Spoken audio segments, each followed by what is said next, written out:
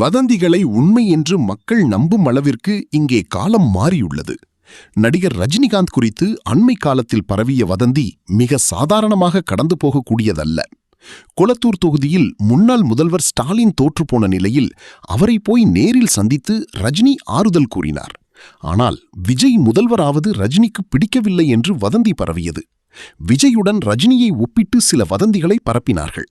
இதனால்தான் ரஜினியே செய்தியாளர்களை சந்தித்து விளக்கம் அளிக்கும் நிலை வந்துள்ளது.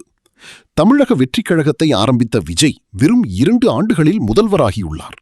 ஆனால் 1996 இருந்து 2021, 2006, 2016, 2021 என தொடர்ந்து 5 சட்டமன்ற தேர்தலில் களமிறங்குவார் என எதிர்பார்க்கப்பட்ட ரஜினிகாந்த் 2017ஆம் ஆண்டுக்கு பிறகே அரசியலுக்கு வருவதாக அறிவித்தார்.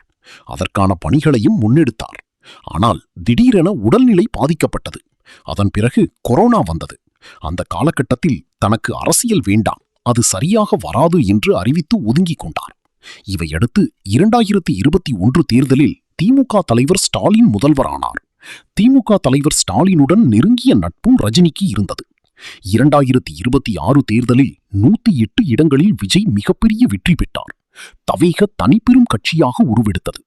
திமுகவின் கூட்டணி கட்சிகளின் ஆதரவுடன் முதல்வராக பதவியேற்றார். விஜயை அதிமுகவின் ஒரு பிரிவினர் ஆதரித்துள்ளனர். இதுதான் அரசியல் யதார்த்தம். இதில் ரஜினியை ஏன் சம்பந்தப்படுத்தி விமர்சிக்கிறார்கள் என்றால், ஸ்டாலினை போய் ரஜினி பார்த்ததுதான். ஸ்டாலினை போய் ரஜினி பார்த்தபோது திமுக அதிமுக கூட்டணி குறித்தும் பேசப்பட்டது. ரஜினிக்கு விஜய் முதல்வராவது பிடிக்கவில்லை, எப்படியாவது இதனை தடுக்க பார்க்கிறார் என்று சிலர் வதந்திகளை பரப்பினார்கள். விஜய் ரசிகர்களை காக்கா கழுகு என ஏற்கனவே ரஜினி மறைமுகமாக விமர்சித்த காரணத்தாலும், பட்டத்தை பறிக்க முயற்சிப்பதாக பாட்டும் ரஜினி தனது படத்தில் வைத்த காரணத்தாலும் வாய்க்கால் தகராறு போல் பிரச்சனை ஓடிக்கொண்டிருந்தது. இப்படியான நிலையில் ரஜினி ஸ்டாலினை சந்தித்த போது ரஜினியை பற்றி பல்வேறு வதந்திகள் பரவியது. அதிமுக திமுக ஆதரவுடன் ரஜினி முதல்வராக திட்டமிடுவதாக கூட வதந்திகள் பரவின.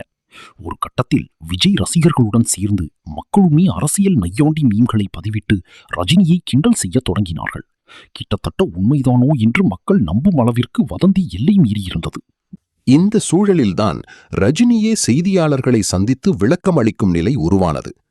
நடிகர் ரஜினிகாந்த் செய்தியாளர்களிடம் நேற்று பேசும்போது, சட்டமன்ற தேர்தல் முடிவு வந்த பிறகு என்னை பற்றி சில விமர்சனங்கள் சமூக வலைதளங்களில் பரவலாகி வருகின்றன. அதற்கு நான் விடை கொடுக்காவிட்டால் அதுவே உண்மையாகிவிடும். தேர்தல் முடிவு வந்தவுடன் திமுக தலைவர் மு.க. ஸ்டாலினை நான் நேரில் சென்று சந்தித்தது விமர்சனமானது. மு.க. ஸ்டாலின் எனக்கு 40 ஆண்டுகால நண்பர். எங்களது நட்பானது கொள்கைகள் மற்றும் அரசியலுக்கு அப்பாற்பட்டது. ஜனநாயகத்தில் வெற்றி தோல்வி சகஜமாக இருந்தாலும் கொளத்தூரில் மு.க. ஸ்டாலின் தோல்வி அடைந்தது சங்கடமாக இருந்தது. அதற்காக ஒரு நண்பன் என்ற முறையில் நட்பு அடிப்படையில் அவரை சென்று சந்தித்தேன். உடனே விஜய் முதலமைச்சராக கூடாது, அதை தடுக்கத்தான் ரஜினி மு.க. ஸ்டாலினை சந்தித்தார், வேறு 2 பெரிய கட்சிகளை இணைக்கவும் திட்டமிடுகிறார் என்றெல்லாம் பரப்பிவிட்டார்கள். அந்த சூழ்நிலையில் அப்படியெல்லாம் பேச முடியுமா? அப்படி பேசும் அளவுக்கு தரம் கெட்ட ஆள் நான் கிடையாது. அதை தற்போது தெளிவுபடுத்திக் கொள்கிறேன். அதன் பிறகு விமான நிலையத்தில் விஜய் பற்றி கேட்ட கேள்விக்கு அவருக்கு நான் வாழ்த்து சொல்லவில்லை என்றும் விமர்சிக்கிறார்கள். தேர்தலில் விஜய் வெற்றி பெற்ற உடனேயே எனது எக்ஸ் தளத்தில் அவருக்கு வாழ்த்து தெரிவித்தேன். சமீபத்தில் பெங்களூரு செல்லும்போது ஒரு செல்போனை வைத்துக்கொண்டு என்னிடம் ஒருவர் வந்தார். விஜய் முதலமைச்சராகிவிட்டாரே, என்ன நினைக்கிறீர்கள் என்று கேட்டார். எனக்கு அதிர்ச்சியாக இருந்தது. அவரை பார்த்தால் பத்திரிகையாளர் மாதிரி தெரியவில்லை என்பதால் நான் சிரித்தபடியே கடந்து விட்டேன். உடனே விஜய்க்கு நான் வாழ்த்து சொல்லவில்லை என்று விமர்சிக்கிறார்கள். விஜய் மீது எனக்கு பொறாமை என்றும் பேசுகிறார்கள். நான் அரசியலில் இல்லை. அரசியலில் இருந்து விலகி நீண்ட நாட்கள் ஆகிவிட்டது. அரசியலில் நான் இல்லாத போது விஜய் மீது ஏன் பொறாமைப்பட வேண்டும்? ஒருவேளை கமல்ஹாசன் முதலமைச்சராக இருந்தால் கூட பொறாமைப்பட்டிருப்பேனோ என்று தெரியவில்லை. அப்போது கூட எனக்கு பொறாமை வந்திருக்காது. கிடைப்பது கிடைக்காமல் இருக்காது, கிடைக்காமல் இருப்பது கிடைக்காது. எனக்கும் விஜய்க்கும் இடையே ஒரு தலைமுறை இடைவெளி இருக்கிறது. கிட்டத்தட்ட 25 ஆண்டுகள் வித்தியாசம் இருக்கிறது. நான் ஆரம்பத்திலேயே சொல்லியிருக்கிறேன், என்னுடன் விஜயை ஒப்பிடுவதும் அவரை போட்டியாக நினைப்பதும் எனக்கு அழகல்ல. அதேபோல என்னை ஒப்பிட்டு பார்ப்பதும் அவருக்கு நல்லதல்ல. சிறிய வயதில் இருந்து அவரை நான் பார்த்து கொண்டிருக்கிறேன். அவர் முதலமைச்சராவதில் எனக்கு என்ன பொறாமை? அரசியலில் இந்த சிறிய வயதில், அதாவது 52 வயதில் எம்ஜிஆர் NTR ஆகியோரை விட பெரிய சாதனை படைத்திருக்கிறார். மத்தியில் பாஜக என்ற பெருங்கட்சி, மாநிலத்தில் 2 பெரிய கட்சிகளை எதிர்த்து தனியாளாக ஜெயித்திருக்கிறார்.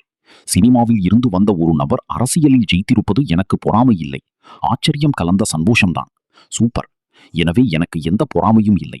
விஜய் மீது மக்கள் மத்தியில் நிறைய எதிர்பார்ப்புகள் இருக்கிறது. அந்த எதிர்பார்ப்புகளை அவர் பூர்த்தி செய்து மக்களுக்கு நல்லது செய்வார் என்ற நம்பிக்கை இருக்கிறது. அவருக்கு என்னுடைய வாழ்த்துகள். இவ்வாறு ரஜினிகாந்த் கூறினார். அதனைத் தொடர்ந்து ரஜினிகாந்திடம் செய்தியாளர்கள் கேட்ட கேள்விகளும் அதற்கு அவர் அளித்த பதில்கள்.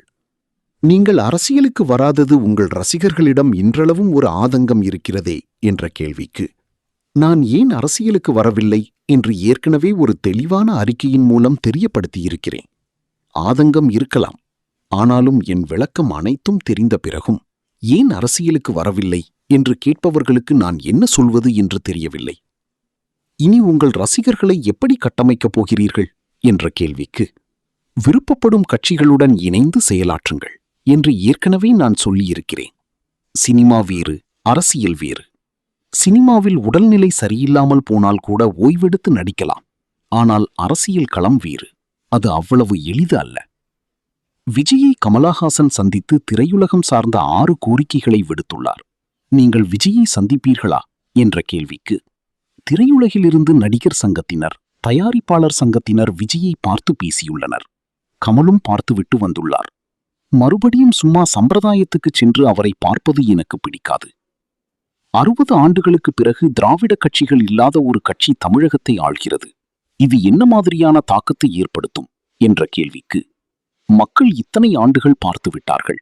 மாற்றம் தேவை என்று நினைத்தார்கள். அதன்படி விஜய் வந்திருக்கிறார். விஜய்க்கு 100% சினிமா புகழ் கை கொடுத்திருக்கிறது.